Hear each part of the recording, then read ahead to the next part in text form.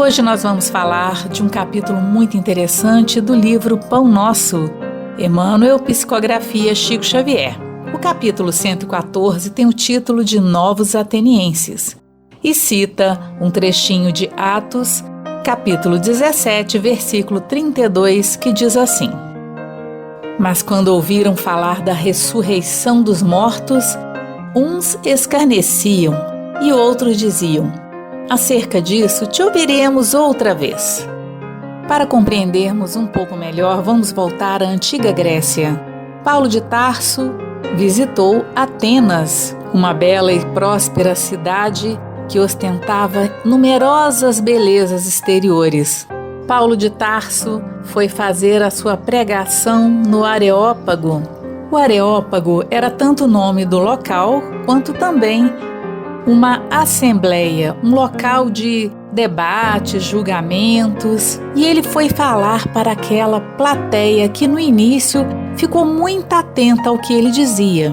Por isso, Emmanuel começa o texto assim: o contato de Paulo com os atenienses no Areópago apresenta lição interessante aos discípulos novos. Enquanto o apóstolo comentava suas impressões da cidade célebre, aguçando talvez a vaidade dos circunstantes pelas referências aos santuários, pelo jogo sutil dos raciocínios, foi atentamente ouvido. Enquanto ele destacava as belas construções, elogiava a cidade, até a religiosidade daquele povo, eles ouviram atentamente. E seria possível que a assembleia o aclamasse com fervor, se sua palavra se detivesse no quadro filosófico das primeiras exposições. Atenas iria reverenciá-lo, então por sábio, apresentando-o ao mundo na moldura especial de seus nomes inesquecíveis. Mas o que aconteceu que tudo isto mudou? É só ouvirmos o início da pregação de Paulo. Ele, em pé, no meio do Areópago, disse: Homens de Atenas, em tudo vos vejo muitíssimo religiosos. Percorrendo a cidade, considerando os monumentos do vosso culto, encontrei também um altar com esta inscrição: a um Deus desconhecido. O que adorais sem o conhecer, eu vou-lo anuncio. O Deus que fez o mundo e tudo o que nele há é o Senhor do céu e da terra, e não habita em templos feitos por mãos humanas. E ele vai pregando e em um dado momento ele fala ainda assim: se pois somos da raça de Deus, não devemos pensar que a divindade é semelhante ao ouro, à prata ou à pedra lavrada por arte e gênio dos homens. Mas o que fez aquela plateia mudar completamente em relação a Paulo foi quando Paulo disse sobre a ressurreição dos mortos, deixando entrever a gloriosa continuação da vida além das ninharias terrestres. Desde esse instante, os ouvintes sentiram-se menos bem e chegaram a escarnecer-lhe a palavra amorosa e sincera, deixando-o quase só.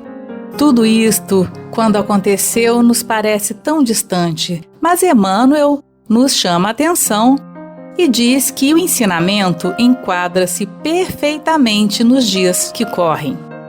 E nos fala assim: numerosos trabalhadores do Cristo nos diversos setores da cultura moderna são atenciosamente ouvidos e respeitados por autoridades nos assuntos em que se especializaram.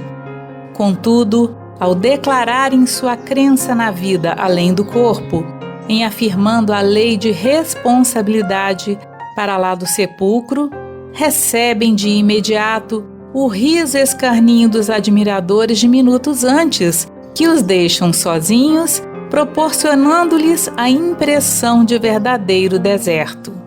Paulo falou sobre a ressurreição de Jesus como garantia da justiça e bondade dele para os homens.